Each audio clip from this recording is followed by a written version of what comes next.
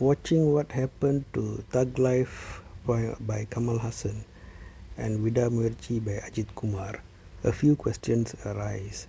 Are these idealistic alternative worldviews created by heroes who no longer live with the common social population, who are living in dream la la land full of luxury cars and people who always praise them and have a weird sense of what is right and what is wrong? And their viewpoint on the world is so different that they come up with stories like this and pressurize or push the directors to make films like this. So this is the question here. Kollywood is recently seeing this, but in Hollywood this has been going on for some time, and they've labeled it, they've given it a name called woke culture, whereby all these things that are in the fringe element of society, see, even in traditional society, those who are considered to be not like the rest, for example transgender people, were still given roles. If you see the village life of Tamil Nadu and so on, so the transgenders, they will be given certain roles, certain activities, certain cultural festivities. They are considered even to bring good luck in certain cultural events. They are asked to sing and so on. So everybody is given a place in society, and everybody have a rank and have a responsibility. If you are an elderly man, you are expected to be the leader of your clan, of your village. You have to behave with a certain discipline. You have to be the provider for your family and for the weaker ones. So when that person is the leader or so-called higher in the hierarchy, in a sense he is actually a servant. It is not something that the person has a right to abuse those who are different from him or those who are traditionally weaker than him. But there is a narrative that was being pushed that those traditional male roles are supposedly outdated, outmoded, and so all the others should be now the boss and so on.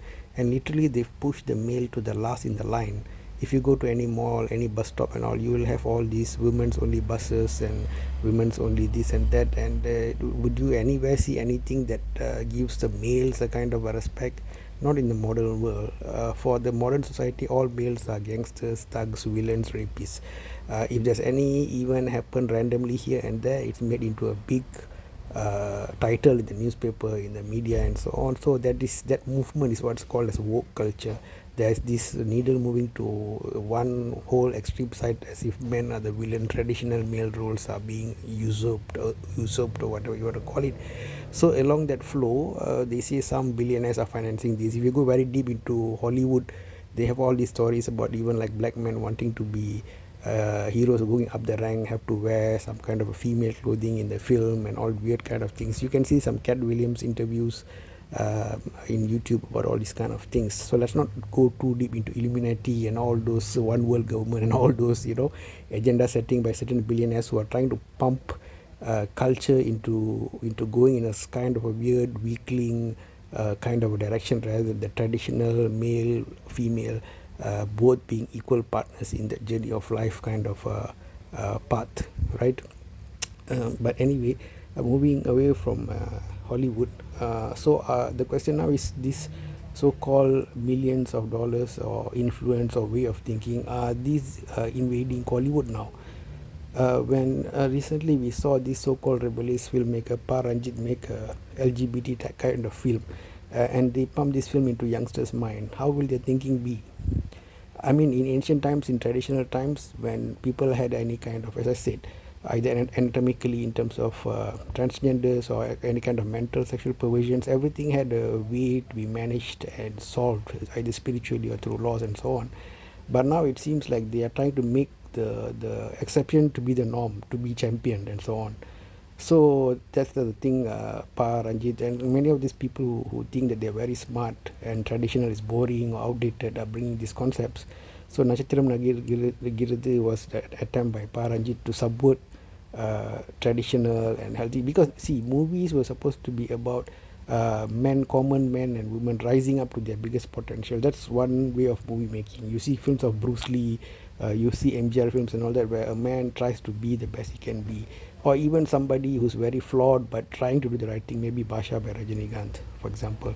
So, but when perversions and bad things start to get normalized, I'm not saying bad in the sense that it's bad per se, it just might be different or unsuitable and so on, this kind of things. And then here comes our superhero Vetrimaran, who talks about socialism but gives interviews in big hotels and drive big cars, right? You can see lots of meme even in the West again about these so-called socialist kids who reach, wear Rolex watches, Starbucks laptop, and talk about communism and all this nonsense. Maybe if they are sent to certain places in the world, then they realize how difficult things are. So Vetrimaran brings a team and then claims he wants to make a so-called revolutionary movie, feminist movie according to him, whereby he showing a Brahmin girl to be involving in all kind of extramarital affairs, being proud of it, and doing all kind of anti-social deeds. So when the very strong vocal opposition came, he suddenly became quiet on that. People ask a very simple question: Vetrimaran, why not you ask your wife or daughter or mother to act in such a film? If you think that it's a feminism film or women liberation film, why only this girl need to do that? In Vidamuyarchi, Ajith is making effort to send his wife to the person who's having an affair or a relationship with her. And two brothers share a mistress in thug life. Comment, guys, comment.